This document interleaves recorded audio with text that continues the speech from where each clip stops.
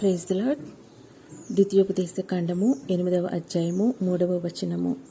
ఆహారము వలననే గాక యెహోవా సెలవిచ్చిన ప్రతి మాట వలన నరులు బ్రతుకుదురని నీకు తెలియజేయుటకు ఆయన నిన్ను అణచి నీకు ఆకలి కలుగజేసి నీవే గాని నీ పితరులే గాని ఎన్నడెరుగని మన్నాతో నిన్ను పోషించెను. మానవులందరికీ బ్రతకటానికి శక్తినివ్వటానికి, శక్తి కలిగి జీవించటానికి మానవుల శరీరానికి ఈ ఆహారం అన్నది ఎంతో అవసరమై ఉన్నది.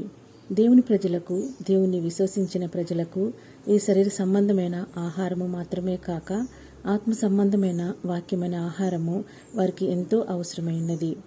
మీరు ఎప్పుడైనా గమనించారా?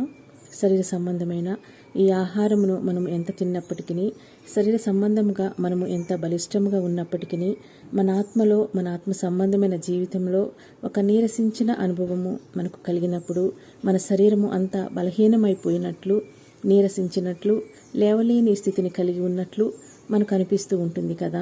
మీకు ఎప్పుడైనా కలిగిందా ఇటువంటి అనుభవము? నాకైతే అప్పుడప్పుడు కలుగుతూ ఉంటుంది.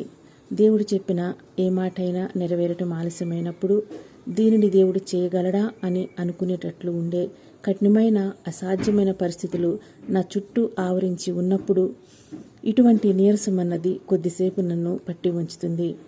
ఇటువంటి అనుభవంలో నేను ఉండటం కొద్దిసేపే. ఎక్కువ కాలం ఇటువంటి అనుభవం కలిగిన చెరలో దేవుడు నన్ను ఉంచడు.